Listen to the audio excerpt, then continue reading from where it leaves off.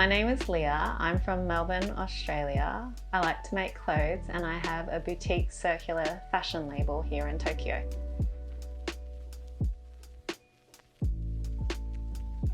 I moved to Tokyo straight after university, so over a decade ago, purely because I didn't want to enter corporate 9 to 5. And to graduate university, I actually had to either launch a business or have a business in mind.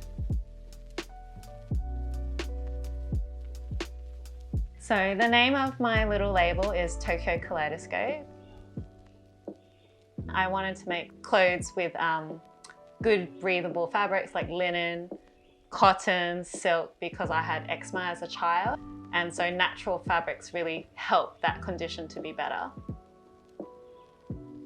And I realized though that if I did a traditional fashion label, I would actually be contributing to a lot of the mass fashion waste that was going on around. And then one day I had an event to go to and I was walking in a flea market and I saw a vintage kimono and I thought, oh, I could make something from that. And it's silk, so it's good for my skin. I just saw how in Japan, so many of them were being thrown away or burnt, especially because a lot of kimonos are generally inherited, but people have moved from their ancestral home into big cities and lack space, so they can't take it into their new home, so a lot were thrown away. And so that's how it gradually became using kimonos to reconstruct into bespoke pieces for myself and for others.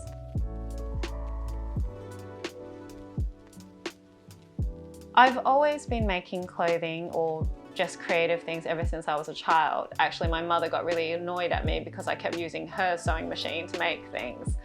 For some reason, ever since I was young, I could always kind of deconstruct a piece of clothing in my mind's eye and then work out the steps it needed to be remade in another fabric. It was really interesting because traditionally fabric comes in a yard or 1 meter width. So when you take apart a kimono, you realize it's in long panels. And it was just really interesting to work with that sort of restriction in a way. So a lot of my process with Tokyo Kaleidoscope, I call it fabric origami because I pleat or fold away the fabric so that perhaps later in life when you might change shape or you pass it down to another member of your family, you can actually extend it or make it smaller, whether you do that or a tailor.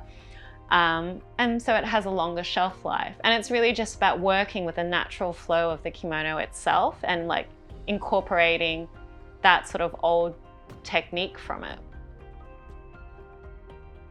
I can't throw away scraps at all, especially when they've got such pretty patterns and beautiful colors.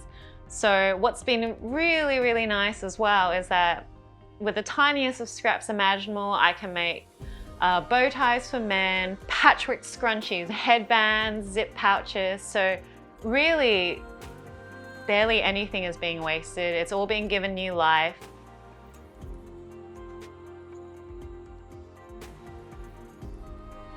Me taking apart a lot of the kimonos just showed me like the different patterns, the different regions, the different histories. Sometimes when you expect one thing to be a certain way, you unpick another one and you realize that they've actually cut away some fabric and it's a bit less than what you've got to work with.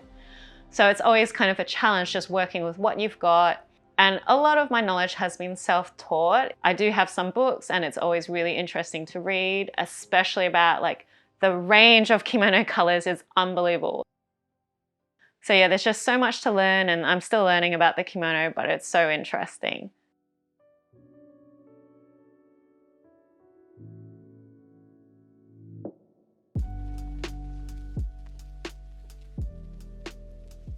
Traveling's been a really big part of my life, like just inspiring me and wanting to see more, which is probably why I left Australia as soon as I graduated. I've loved traveling ever since I was young, and it also ties down to the fact that my parents being immigrants, our extended family was overseas in Malaysia. So I do remember, childhood trips at least once every 2 years to Malaysia to see my cousins and extended family. Like, I love living in Tokyo, but it is a huge concrete jungle. And sometimes I just get that itch that I need to be in nature. I need to have the ocean. And I love traveling the lesser known path, like just discovering things that, you know, maybe isn't as well known or has like a beautiful history, or just, I love wild landscapes. So in terms of some of my favorite places that maybe are slowly getting on the tourist radar but aren't as well known, I love Aomori Prefecture, especially up in Tawada-ko area near the Tawada-ko Lake and Orase Gorge. So my love of onsens probably stems from the fact I really, really hate winter and the cold. I am very much an Aussie summer baby. Find me in the ocean, find me in a bikini, getting my tan. But here in Japan, you can get beautiful like winter wonderlands, which I guess you don't really get in Australia at all, like deep snow covering. My husband loves to snowboard.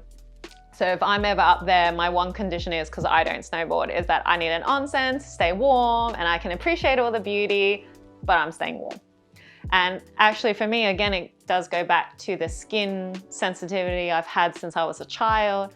The waters of the onsen really do help like the pH balance of my skin. And if I ever get stressed out and say like a rash does appear, which is quite rare nowadays, thankfully, like an onsen water just helps heal it, helps those aches and pains you get as you get older with age, which kind of sucks.